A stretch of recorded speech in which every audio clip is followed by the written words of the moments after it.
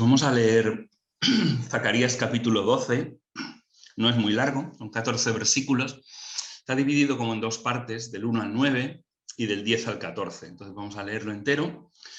Leo en la Biblia de las Américas, que es la que uso habitualmente, y dice la palabra del Señor, dice: profecía de la palabra del Señor acerca de Israel. El Señor, que extiende los cielos, pone los cimientos de la tierra y forma el espíritu del hombre dentro de él, declara: he aquí, yo haré de Jerusalén una copa de vértigo para todos los pueblos de alrededor. Y cuando haya asedio contra Jerusalén, también la habrá contra Judá.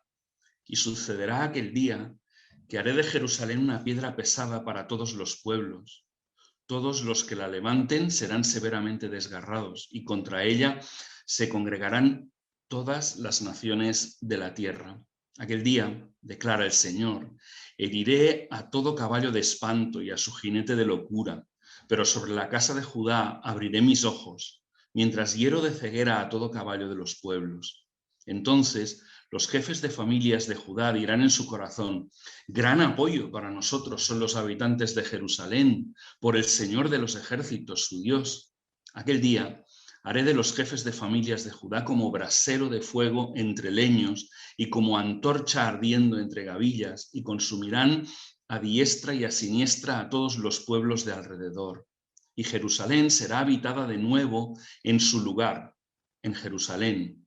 El Señor salvará primero las tiendas de Judá, para que la gloria de la casa de David y la gloria de los habitantes de Jerusalén no se engrandezca sobre Judá. Aquel día el Señor defenderá a los habitantes de Jerusalén, y el débil entre ellos aquel día será como David, y la casa de David será como Dios, como el ángel del Señor delante de ellos. Y sucederá aquel día que me dispondré a destruir a todas las naciones que vengan contra Jerusalén, y derramaré sobre la casa de David y sobre los habitantes de Jerusalén el espíritu de gracia y de súplica. Y me mirarán a mí, a quien han traspasado, y se lamentarán por él, como quien se lamenta por un hijo único, y llorarán por él, como se llora por un primogénito. Aquel día habrá gran lamentación en Jerusalén, como la lamentación de Hadad Rimón en la llanura de Meguido, y se lamentará la tierra, cada familia por su lado, la familia de la casa de David por su lado y sus mujeres por su lado, la familia de la casa de Natán por su lado y sus mujeres por su lado, la familia de la casa de Leví por su lado y sus mujeres por su lado, la familia de los simeítas por su lado y las mujeres por su lado, todas las demás familias, cada familia por su lado y sus mujeres por su lado. En un periódico nacional, periódico que sale en Madrid, decía en un artículo que publicaron hace unos años, el artículo se llamaba Los secretos del Escorial. Como sabéis, este gran monumento español fue encargado por el rey Felipe II al arquitecto Juan de Herrera, ¿no? Y constituye el panteón de la familia real de España, es donde entierran a los reyes cuando mueren. En ese artículo aparecía la siguiente cita, decía: muy audaz la bóveda plana diseñada por Juan de Herrera. Creyeron que no soportaría el peso y le obligaron a poner una columna debajo. Cuentan que al rey no le gustó dicha columna porque estropeaba la visión de la basílica desde el exterior. El arquitecto la derribó de un manotazo. Todos huyeron, menos Felipe II, que exclamó: Herrera, Herrera, con el rey no se juega. Dicho que se hizo muy popular. Mira, lo que quería explicaros con esta anécdota y con toda la predicación del día de hoy es que Dios hace cosas absolutamente imposibles y que Dios no necesita para hacerlas de la ayuda de ningún ser humano. De la misma forma en que finalmente la columna que el arquitecto puso debajo del arco ni siquiera tocaba el arco, porque no hacía falta, no soportaba el arco, porque el arco se sostenía solo y no necesitaba ayuda. Dios hace las cosas más imposibles sin la ayuda del hombre. Mira, la más imposible de todas, el milagro más increíble que Dios hace no es abrir el Mar Rojo. El milagro más importante de Dios no es hacer retroceder el sol, no es curar enfermedades incurables, ni siquiera la cosa más difícil que Dios hace es resucitar muertos. Ninguna de estas cosas es ni siquiera difícil para Dios, porque sabes una cosa, ninguna de estas cosas contradice lo que Dios es, sino que cada una de estas cosas refuerza lo que Dios es. Dios es todopoderoso, Dios es, en fin, es ilimitado, Dios tiene todo el poder, toda la sabiduría. Dios puede hacer esto y seguir siendo Dios. Pero mira, lo difícil, lo que es más difícil, más imposible para Dios, es salvar seres humanos, perdonar seres humanos. Y puede parecer increíble porque esto es lo que todo el mundo parece que es lo que Dios sabe. De hecho, ya sabéis que Voltaire decía, ¿no? Dios perdonará, decía, es su oficio. Dios tiene que hacerlo, trabaja en esto Dios, ¿no? Sin embargo, es como, ¿os acordáis aquella anécdota cuando le traen al paralítico que lo pasan por el techo y lo bajan delante de Jesús y Jesús pregunta, ¿qué es más difícil? ¿Perdonar los pecados a este hombre o sanarle? Y claro, todo el mundo piensa, eso es fácil, perdonar los pecados, esto basta con decirlo, ¿no? Y en cambio sanarle, esto sí, esto es un milagro, sanar a una persona. Estamos justo lo contrario. Porque cuando tú haces un milagro, cuando Dios hace un milagro, perdonadme, Dios muestra que es Dios, no contradice quién es Dios, da más gloria a Dios, simplemente refuerza lo que es. Pero ¿sabéis una cosa? Cuando el Dios justo perdona a un injusto, lo que hace es volverse el mismo injusto. Dios peca al hacerlo. Dios hace algo que es contra su propia naturaleza. Dios no puede perdonar a un injusto y seguir siendo justo, seguir siendo el juez del universo. Por eso la salvación de los seres humanos parece incompatible con la existencia de un Dios justo. Pero Dios es capaz de salvar al ser humano, de seguir siendo justo y de hacerlo sin la ayuda de ningún hombre. Dejadme que os explique cómo funciona, que os explique un poquito más de esto. Estamos en los últimos capítulos. Este es el último de los mensajes que tendremos sobre Zacarías. Estamos en la parte final, ¿no? Os recordáis que os expliqué que el libro de Zacarías era como un libro. Tenía una portada que eran los 6 primeros capítulos, que eran unas visiones nocturnas. El 7 y el 8 era como el lomo del libro y del 9 al 14 es como la contraportada, como la parte de atrás del libro. Y está dividida en dos, del 9 al 11 y del 12 al 14. Por lo tanto, estamos en el principio de la última de las visiones. Y esta, como nos dice muy bien, es el inicio del pasaje, dice profecía de la palabra del Señor acerca de Israel. O sea, de esto va el capítulo. Es una palabra del Señor acerca de Israel. Pero no únicamente, cuando la Biblia habla de Israel, en muchas ocasiones, en muchísimas ocasiones, se refiere al concepto de el pueblo de Dios. El pueblo de Dios que en todo en el Antiguo Testamento fue Israel y que en el Nuevo Testamento es la Iglesia. Por lo tanto, está hablando de un concepto mucho más amplio, que es el concepto de el pueblo de Dios, no el reino físico de Israel, sino el Israel espiritual. Estemos atentos, porque esta no es una profecía individual. Muchas de las profecías del Antiguo Testamento son profecías colectivas. Es decir, que no son para ti y para mí, sino que son profecías para el pueblo de Israel, profecías para la iglesia, y esas profecías te afectan a ti en la medida en que tú formas parte de la iglesia. Es a través de formar parte de ese cuerpo que tú te beneficias de ello. Por lo tanto, la iglesia no es un crédito de libre elección, algo que para terminar los créditos de la carrera nos apuntamos a él y así, y que nosotros podemos ser cristianos y aparte está lo de apuntarse a la iglesia. No, no, es que funciona justo al revés. O sea, el hecho de que tú seas salvo te permite formar parte, tienes el privilegio de comenzar a formar parte del pueblo de Dios, de la familia de Dios, y como consecuencia Dios bendice a su pueblo, Dios bendice a su familia, y tú experimentas la bendición porque eres parte de esa familia, parte del pueblo de Dios. Es solo para ti en la medida en la que yo formo parte del pueblo de Dios. Él te hace promesas, y básicamente hay dos promesas en este texto para Israel, para la iglesia de Dios. Mira, la primera promesa es que los enemigos del pueblo de Dios serán totalmente derrotados. Y de esto es de lo que va a hablar los versículos del 1 al 9. Los enemigos del pueblo de Dios van a ser totalmente derrotados. En segundo lugar, que el pueblo de Dios será rescatado y salvado de en medio del juicio. Y eso es de lo que hablan los versículos del 10 al 14, que el pueblo de Dios será rescatado y salvado de en medio del juicio. Estos son nuestros dos puntos, los que vamos a ver en este día de hoy. Vamos a ver el primero. Los enemigos del pueblo de Dios serán totalmente derrotados. Y tenemos que entender el contexto en el que esto está escrito. Un contexto de debilidad extrema. Pocos miles de personas en Israel. Han venido del exilio 55.000 personas rodeados de enemigos que están tanto en el interior de Israel, porque en el tiempo que Israel ha estado fuera en Babilonia, otros pueblos han llegado ahí y ahora llegan ellos y lo que tienen ahí es un montón de gente en el interior de Israel que está totalmente en contra de Israel y enemigos en el exterior del pueblo. Tienen dos grandes pueblos, un pueblo arriba, un pueblo abajo, que son enormes y que además son hostiles hacia ellos.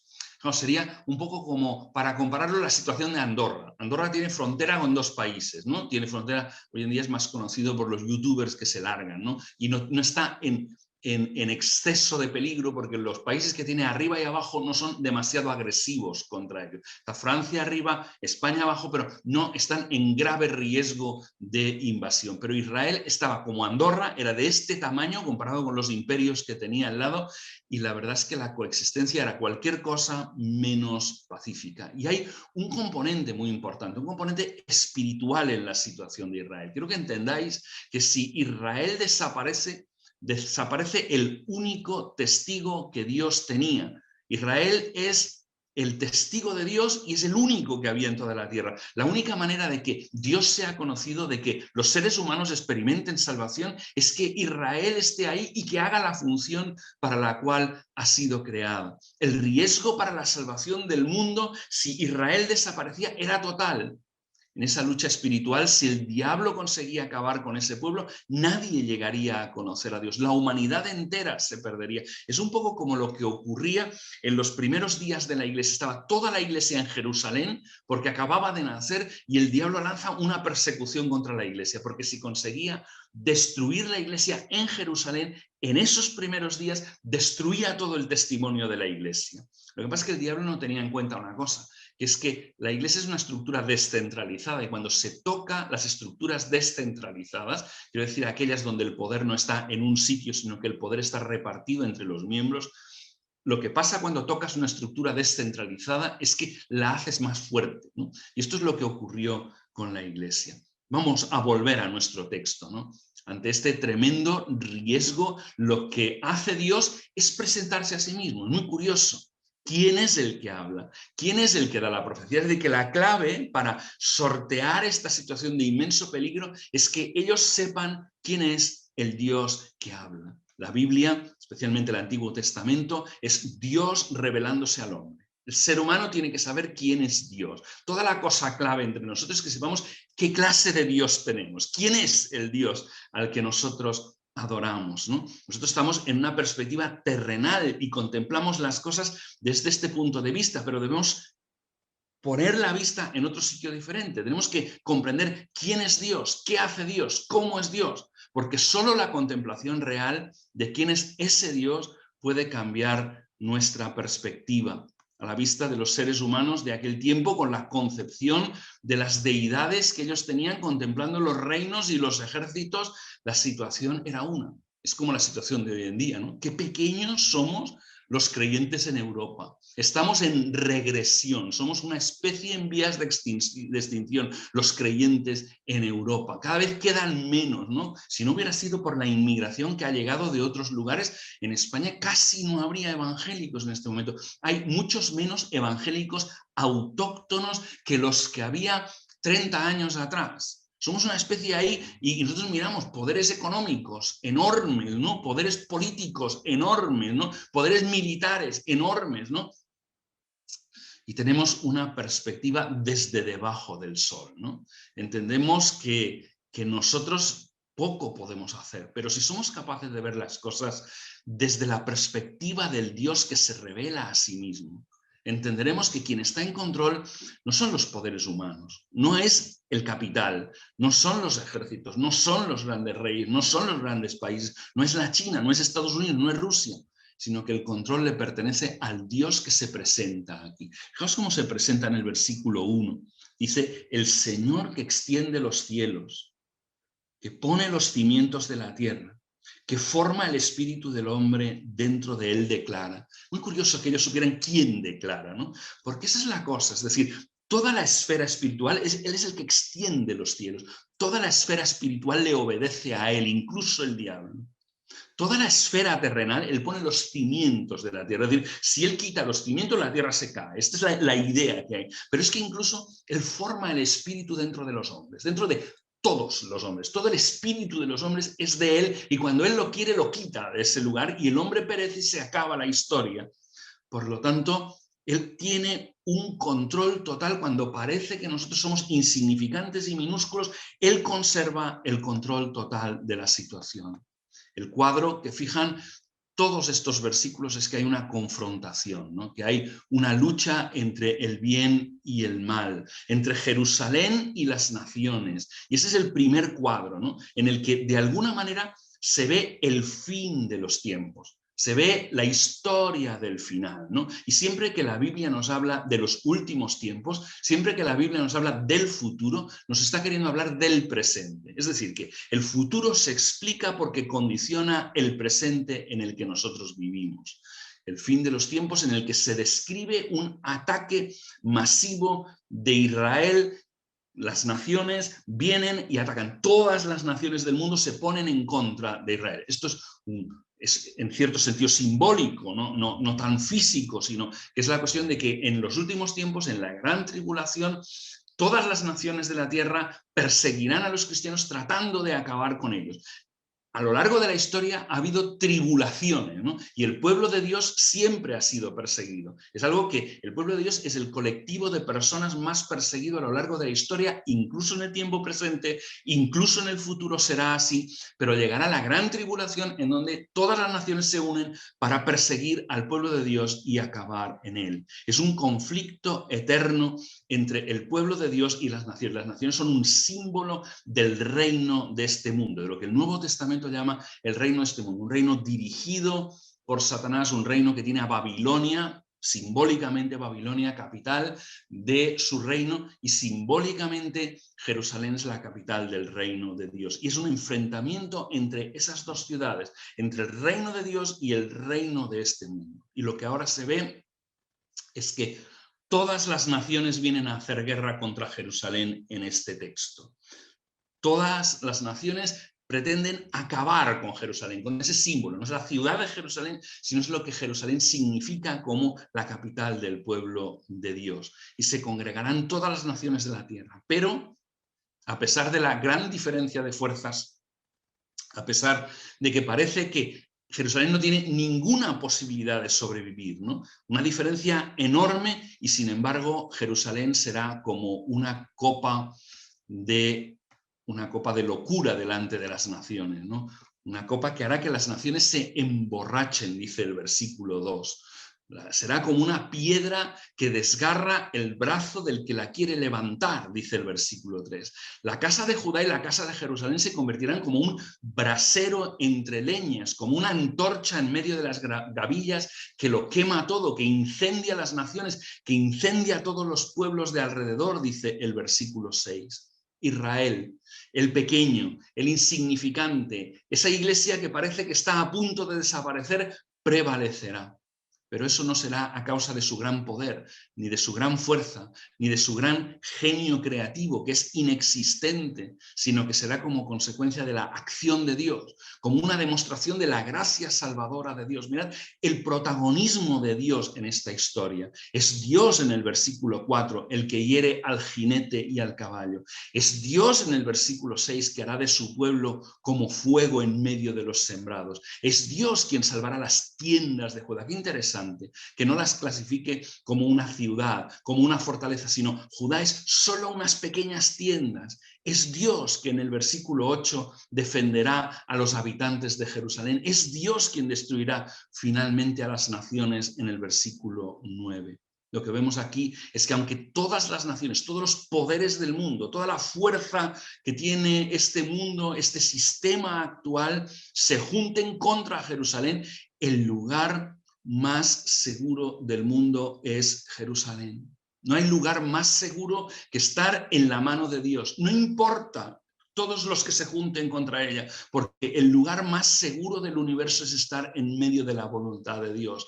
Jerusalén está en las manos de Dios y ese es el lugar más seguro del universo. No importa cuántos se junten, no importa la cantidad de enemigos, sino el hecho de que estamos en el centro de la voluntad de Dios. Lo que vemos aquí es un gran poema al Dios que salva, una exaltación total de Dios, que es el único protagonista de la liberación de su pueblo. Dios es aquel arquitecto que construyó la bóveda imposible, que construyó el arco imposible, que hizo el arco maravilloso que nadie más podía hacer que se sostuviera y que no necesita de ninguna ayuda humana para ello. Lo único que hace la ayuda humana es fealdad, es estorbar la visión que el arquitecto hizo para que todo se viera.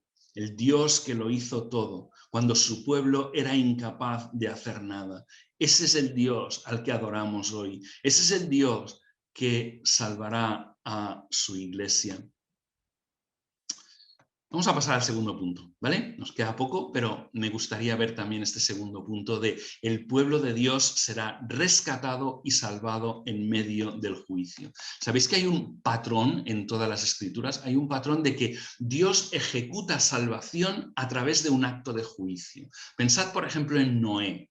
Noé es un acto de juicio contra el mal y de a la vez de salvación a través del arca. Pensad en la Pascua en Egipto. Es un juicio contra el mal y a la vez es un rescate de su pueblo de en medio de aquel juicio. Pensad en el paso del Mar Rojo. Es un acto de juicio contra Egipto y a la vez un acto de rescate. Pensad en la cruz. La cruz funciona igual. Es un acto de juicio contra el mal. Dios condena el pecado del hombre en Jesús, pero a la vez sale salvación de ese acto de condena de Dios, ¿no? En Dios el juicio y la gracia, el juicio y la salvación siempre van juntos. No es únicamente nunca juicio, sino siempre hay juicio con gracia, ¿no? Porque es el Dios mismo, es el carácter de Dios el que se manifiesta siempre a través de un acto de juicio. Hay una manifestación de la gracia. Y es muy importante aquí que nos vayamos ahora al versículo 10. El versículo 10 es importantísimo. Y derramaré sobre la casa de David y sobre los habitantes de Jerusalén el espíritu de gracia y de súplica, y me mirarán a mí, a quien han traspasado, y se lamentarán por él como quien se lamenta por un hijo único, y llorarán por él como se llora por un primogénito. Estemos con esto en mente. Está hablando aquí de un día futuro, futuro por lo menos para el profeta, en el momento que está hablando. Mirad el uso de la expresión aquel día que está en el futuro, versículo 3, 4, 6, 8, 9, 11, aquel día, ¿no? Cuando Dios salvará completamente, cuando derramará su espíritu sobre su pueblo Israel. Y esa es la gracia, porque el único remedio para que Israel sea salvo es que Dios derrame su espíritu. Y fijaos bien que es un espíritu de gracia y de súplica, porque no se debe a nada bueno que haya en el mismo pueblo. Este pueblo no tiene nada bueno. Fijaos si tiene algo de bueno, que este pueblo ha traspasado a su Mesías. Al Mesías esperado durante milenios, este pueblo lo ha cogido y lo ha traspasado. Es un pueblo que ha dado la espalda a Dios, que le ha negado por siglos y milenios. Fijaos, si no se merece la salvación de Dios, que ha matado al Mesías enviado. Por lo tanto, ese entregar, ese dar un espíritu de gracia y de súplica es completamente un acto de gracia de Dios para los que se han rebelado contra él. No lo provoca nada que haya en Israel. Cuando ese espíritu venga sobre ellos, mirarán a mí, dice Dios, a quien traspasaron. Es una maravillosa profecía, porque de alguna manera es un anuncio del Dios mismo de que ese Dios se hará hombre. Si Dios no se hace hombre, no se le puede traspasar, ¿entendéis? O sea, que la clave es esta, es decir, entender que solo se puede traspasar a un Dios que se hace hombre, ¿no? Y morirá traspasado por su mismo pueblo. Y solo cuando ese espíritu de súplica y de gracia venga sobre ellos, cuando ese espíritu abra sus ojos para que vean al que traspasaron, habrá una lamentación. una lamentación enorme, un arrepentimiento grande y profundo, como nunca lo ha habido en Jerusalén. El profeta trata de explicar la extensión y la profundidad de la lamentación en muchas imágenes. Es decir, es como la lamentación que hace por un hijo único. La pérdida de un hijo siempre es una gran cosa, ¿no? Es de lo peor que le puede suceder a una persona. Pero pensar cuando tienes 2, 3, 4 hijos es terrible, pero tienes 2 o 3, 4 hijos. Pero cuando es hijo único, imaginad la lamentación, dice el primogénito, ¿no? El hijo único, ¿no? Es tan grande como la lamentación que hubo en Adad-Rimón, que pasó en Adad-Rimón, que el buen rey Josías, uno de los pocos reyes buenos que tuvo Judá, murió prematuramente al enfrentarse al faraón Neco, que iba a enfrentarse a los asirios. Uno bueno que tenemos y se muere pronto, ¿no? Es tan grande que abarcará no solo al pueblo en global, sino a cada uno de ellos, a cada hombre. Fijaos en la expresión, y las mujeres con ellos, de a cada uno, a cada hombre, a cada mujer. Es tan grande que afectará a toda la sociedad. Comenzará por la casa real, la casa de David, pero el énfasis es que dentro de la casa de David será la casa de Natán, que es la que gobernaba en aquel momento dentro de la casa de David. Será tan grande que afectará a toda la casa sacerdotal, a la casa de Leví, pero específicamente a la parte de la casa de Leví que servía en este momento, que es la casa de Shimei. Todo Israel lamentará. ¿Qué lecciones podemos aprender de lo que Dios hará en el futuro con Israel y lo que hará en el futuro con la Iglesia? En primer lugar, que Dios prepara a las personas a través de las dificultades para provocar en ellas sensibilidad en su corazón. ¿Sabéis? Todo metal tiene una temperatura en la que funde y las personas tienen que verse en situaciones muy complicadas algunas veces para que la dureza de su corazón se derrita. Cuando veamos que Dios calienta algo para fundirlo, no pensemos, no nos confundamos. Muchas veces pensamos que se trata de un juicio de Dios. ¿Es esta pandemia un juicio de Dios? ¿Por qué no somos capaces de mirarlo? Dios muy pocas veces en la Biblia ejecuta juicios anticipados. Dios posterga el juicio al día del juicio. Muy pocas veces hace un juicio anticipado. Solo cuando está en riesgo de perecer su propio pueblo, en algunas ocasiones ha ejecutado juicios anticipados. Pero lo normal es que tengamos que ver esos actos de Dios como actos de gracia, como momentos en los que Dios busca salvar a una persona, salvar a un pueblo, y eso también es válido para nosotros y para nosotros hoy. Cuando veamos problemas a nuestro alrededor, pensemos si Dios no está actuando, Dios no está calentando el metal para que de alguna manera se vuelva blando. O cuando vemos problemas en nuestras vidas, pensemos que no necesariamente es que Dios me haya abandonado o que Dios me esté juzgando, sino que Dios está fundiendo mi propia dureza de corazón. Y a veces nos preguntamos, ¿y no tiene Dios otras maneras? Y la respuesta es que probablemente no. Que la única manera, que el único aviso al que somos sensibles es el aviso de calentar. Si Dios, en segundo lugar, si Dios no envía su espíritu y te abre los ojos, es imposible que dirijas la mirada a aquel que has traspasado. Puedes haber traspasado a Dios mismo, pero tú no lo verás si Él no te envía ese espíritu. Jesús no fue traspasado por los judíos, ¿sabes? Realmente no fue muerto por ellos, no fue muerto por los romanos tampoco. Ellos fueron una demostración de que la aproximación religiosa a Dios es un completo fracaso.